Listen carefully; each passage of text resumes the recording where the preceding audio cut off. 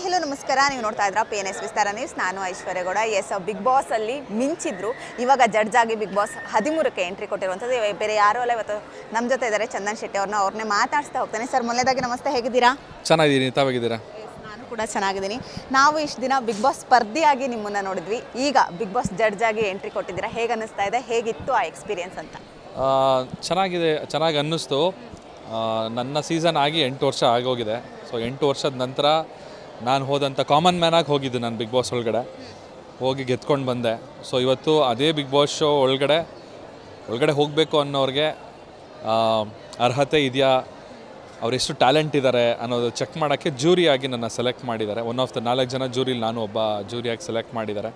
ತುಂಬ tough experience, ಕಷ್ಟ ಇಲ್ಲ. ಬಿಕಾಸ್ ಬಿಗ್ ಬಾಸ್ ಮನೆ ಒಳಗಡೆ ಹೋಗ್ಬೇಕಂತ ಹೇಳಿದ್ರೆ ತುಂಬ ಧೈರ್ಯ ಇರಬೇಕು, ತುಂಬ ಟ್ಯಾಲೆಂಟ್ ಇರಬೇಕು, ಏನೋ ಎಂಟೆದೆ ಇರಬೇಕು ಅಂತ ಹೇಳ್ತಾರಲ್ಲ, ಆ ಥರದವ್ರು ಇದ್ದರೆ ಮಾತ್ರ ಅಲ್ಲಿ ಒಳಗಡೆ ಹೋಗೋಕ್ಕಾಗತ್ತೆ. ಆ್ಯಂಡ್ ಪ್ರೊಸೆಸ್ ಕೂಡ ಅಷ್ಟೇ ಟಫ್ ಆಗಿರುತ್ತೆ. ಯಾಕಂತ ಹೇಳಿದ್ರೆ ಈಸಿಯಾಗಿ ಗಿವ್ ಅಪ್ ಮಾಡೋರನ್ನ ಅಲ್ಲಿಂದನೇ ಕಳಿಸ್ಬಿಡ್ಬೇಕು ಅನ್ನೋ ಒಂದು ಕಾನ್ಸೆಪ್ಟು. ಅಂದರೆ ಸೋಲನ್ನು ಒಪ್ಕೊಳ್ಳೋರನ್ನ ಅಲ್ಲಿಂದ ಆ ಸ್ಟೇಜಿಂದನೇ ಹೊರಗಡೆ ಕಳಿಸ್ಬೇಕು ಅನ್ನೋ ಒಂದು ಕಾನ್ಸೆಪ್ಟು. ಅದು ಚೆನ್ನಾಗಿ ಮೂಡ್ ಬಂದಿದೆ ಅಂತ ಅಂದ್ಕೊಂಡಿದ್ದೀನಿ. ಡೆಫಿನೆಟ್ಲಿ ರಿಜೆಕ್ಟ್ ಆದವ್ರಿಗೆ ಬೇಜಾರು ಇದ್ದೇ ಇರುತ್ತೆ. ಬಟ್ ಅದೇ ಬಿಗ್ ಬಾಸ್. ರಿಜೆಕ್ಟ್ ಆದ್ರೂ ಅವರು ಕುಗ್ದಲ್ಲೇ ಮತ್ತೆ ನಾನು ಸಾಧನೆ ಮಾಡ್ತೀನಿ ಅಂತ ಎದ್ದು ಬರೋದಿದೆಯಲ್ಲ, so that is Bigg Boss. So ಈ ಒಂದು ಪ್ರೊಸೆಸ್ ಚೆನ್ನಾಗಿದೆ, ಹೊಸ ಎಕ್ಸ್ಪೀರಿಯನ್ಸ್ ನನಗೂ. ಆಗಸ್ಟ್ 16ಕ್ಕೆ ಇನ್ನೇನೋ ಬಿಗ್ ಬಾಸ್ ಸ್ಟಾರ್ಟ್ ಆಗ್ತಾ ಇದೆ. ಎಷ್ಟು ಚಾಲೆಂಜಸ್ ಆಯಿತು ಸರ್?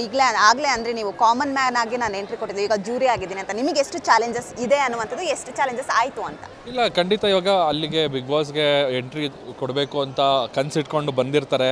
ಸಾಕಷ್ಟು ರೌಂಡು, ಲಕ್ಷಾಂತರ ಅಪ್ಲಿಕೇಶನಲ್ಲಿ 100 ಜನನ ಸೆಲೆಕ್ಟ್ ಮಾಡಿದರು. ಸೊ ಅದರಲ್ಲಿ ಮತ್ತೆ ಫಿಲ್ಟರ್ ಮಾಡಬೇಕಾಗಿರುತ್ತೆ. ಸೊ ತುಂಬ ದೊಡ್ಡ ಪ್ರೊಸೆಸ್ ಆಗಿತ್ತದು. ಒಬ್ಬೊಬ್ರಿಗೂ ಕನಸು ಇದ್ದೇ ಇರುತ್ತೆ, ನಾನು ಬಿಗ್ ಬಾಸ್ಗೆ ಹೋಗಬೇಕು ಅನ್ನೋದು ಕನಸು ಎಲ್ಲರದ್ದು ಆಗಿರುತ್ತೆ. ಬಟ್ ಎಲ್ಲರಿಗೂ ಹೋಗೋಕ್ಕೆ ಸಾಧ್ಯ ಇಲ್ಲ. 17 ಜನ ಮಾತ್ರ ಮನೆ ಒಳಗಡೆ ಕಳ್ಸೋಕ್ಕೆ ಸಾಧ್ಯ ಆಗಿರುತ್ತೆ. ಅದರಲ್ಲೂ ಈ ಸಲ ಕಾಮನ್ ಮ್ಯಾನ್ಗೆ ಒಳಗಡೆ ಎಂಟ್ರಿ ಕೊಡೋದಿಲ್ಲ. ಹಾಗೆ ಇನ್ಫ್ಲೂಯೆನ್ಸ್ ಇದ್ದರೆ ಮಾತ್ರ ಬಿಗ್ ಬಾಸ್ ಒಳಗಡೆ ಹೋಗ್ಬೋದು. ಸೊ ಈ ರೀತಿಯಾದಂಥ ಒಂದಷ್ಟು ಕಾಂಟ್ರವರ್ಸಿಗಳು ಮಾಡ್ತಾರೆ, ಜೊತೆಗೆ ರೂಮರ್ಸ್ ಕೂಡ ಹರಡಿಸ್ತಾರೆ. ಬಟ್ ಅದಕ್ಕೆಲ್ಲ ಒಂದು ಫುಲ್ ಸ್ಟಾಪ್ ಇಡಬೇಕು ಅಂತ ಕಾಮನ್ ಮ್ಯಾನ್ಗಳಿಗೆ ಅಂತಲೇ ಈ ಶೋನ ಮಾಡಿದ್ದಾರೆ. Complete common man.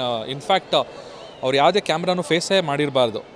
ಮೊಬೈಲಲ್ಲಿ ಅವರು ರೀಲ್ಸ್ ಮಾಡಿದರೆ ಓಕೆ, ಯೂಟ್ಯೂಬಲ್ಲಿ ವೀಡಿಯೋಸ್ ಮಾಡಿದರೆ ಓಕೆ. ಅದು ಬಿಟ್ಟು ಮೇನ್ ಸ್ಟ್ರೀಮ್ ಮೀಡಿಯಾದಲ್ಲಾಗಿರ್ಬೋದು, ಸಿನಿಮಾಗಳಲ್ಲಾಗಿರ್ಬೋದು ಕೆಲಸ ಮಾಡಿದವ್ರಿಗೆಲ್ಲ ಆ್ಯಕ್ಚುಲಿ ಯಾರಿಗೂ ಅವಕಾಶನೇ ಕೊಟ್ಟಿಲ್ಲ. ಕಂಪ್ಲೀಟ್ ಒಬ್ಬೊಬ್ಬರು ಕಂಟೆಸ್ಟೆಂಟ್ಸ್ಗಳಿದ್ದಾರೆ, ನೀವು ನೋಡಲೇಬೇಕು. ಸೊ ತುಂಬ ಕಷ್ಟದಿಂದ ಬಂದಿರೋವಂಥ ಕಂಟೆಸ್ಟೆಂಟ್ಸ್ಗಳಿದ್ದಾರೆ, ತುಂಬ ಟ್ಯಾಲೆಂಟೆಡ್ ಕಂಟೆಸ್ಟೆಂಟ್ಸ್ಗಳಿದ್ದಾರೆ, ಟಫ್ ಕಾಂಪಿಟೇಟರ್ಸ್ ಇದ್ದಾರೆ. ಎಕ್ಸ್ಪೆಕ್ಟೇ ಮಾಡೋಕ್ಕಾಗಲ್ಲ ಅವ್ರನ್ನ, ಆ ಥರ ಕಂಟೆಸ್ಟೆಂಟ್ಸ್ ಎಲ್ಲ.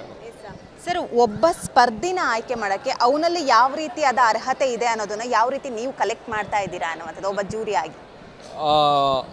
ಈ ಒಂದು ಕಾಂಪಿಟೇಷನ್ನ ನಾವೇ ಹೃದಯ ಮಾಡಿಕೊಂಡು ನಾವು ಜೂರೀಸ್ ಆಗಿ ಕೂತಿರ್ತೀವಿ. ನಮ್ಗೆ ಇಷ್ಟ ಇಲ್ಲ ಅವ್ರ ಜೊತೆ ನಾವು ಟಫಾಗಿ ಬಿಹೇವ್ ಮಾಡೋಕ್ಕೆ. ಬೇಸಿಕಲಿ ನನಗೆ ಪರ್ಸ್ನಲಾಗಿ ಇಷ್ಟ ಇಲ್ಲ. ನಾನು ಸಾಫ್ಟ್ ಮನುಷ್ಯ ಫಸ್ಟ್ ಬೇಸಿಕಲಿ. ಸೊ ಎಷ್ಟು ಕಷ್ಟ ಆಗುತ್ತೆ ಅಂತ ಹೇಳಿದ್ರೆ, ಇವಾಗ ಒಬ್ಬರಿಗೆ ನಾವು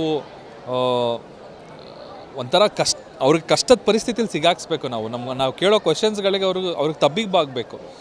ತಬ್ಬಿಬ್ಬಾಗ್ದಲೇ ಆನ್ಸರ್ ಕೊಟ್ಟು ನಮಗೇನೆ ಜೂರೀಸ್ಗೆ ಸೈಲೆಂಟ್ ಮಾಡಿಸಿ ಜೂರೀಸ್ನ ಮನಸ್ಸನ್ನ ಗೆಲ್ಲಿಸ್ತಾರಲ್ಲ. ಸೊ ಅವರು ವೆರಿ ಸ್ಟ್ರಾಂಗ್. ಯಾಕಂತ ಹೇಳಿದ್ರೆ ಕ್ಯಾಮ್ರಾ ಫೇಸ್ ಮಾಡಿರಲ್ಲ, ಫಸ್ಟ್ ಟೈಮ್ ಸ್ಟೇಜ್ ಮೇಲೆ ಬಂದಿರ್ತಾರೆ, ನರ್ವಸ್ನೆಸ್ ಇರುತ್ತೆ.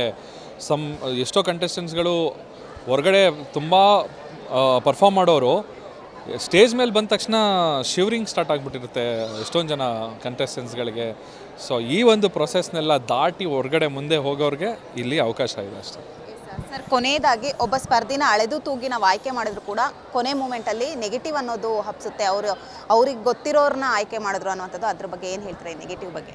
ಆ ಥರ ನೀವು ಶೋ ನೋಡಿದ್ರೆ ಗೊತ್ತಾಗುತ್ತೆ. ಶೋ ಇನ್ನೂ ಟೆಲಿಕಾಸ್ಟ್ ಸ್ಟಾರ್ಟ್ ಆಗಿಲ್ಲ. ಸೊ ಶೋ ನೋಡಿದ್ರೆ ಗೊತ್ತಾಗುತ್ತೆ ಹೇಗಿರುತ್ತೆ ಇದ್ರ ಸೆಲೆಕ್ಷನ್ ಪ್ರೊಸೆಸ್ ಅಂತ. Wait and watch. Thank you. Yes sir, ನೋಡಿದ್ರಲ್ಲ ವೀಕ್ಷಕರೇ, ಇದಿಷ್ಟು ಚಂದನ್ ಶೆಟ್ಟಿ ಅವರ ಮಾತಾಗಿತ್ತು. ಕ್ಯಾಮ್ರಾ ಪರ್ಸನ್ ಚಂದ್ರಕಾಂತ್ ಜೊತೆ ಐಶ್ವರ್ಯ ಗೌಡ, PNS ವಿಸ್ತಾರ ನ್ಯೂಸ್, ಬೆಂಗಳೂರು.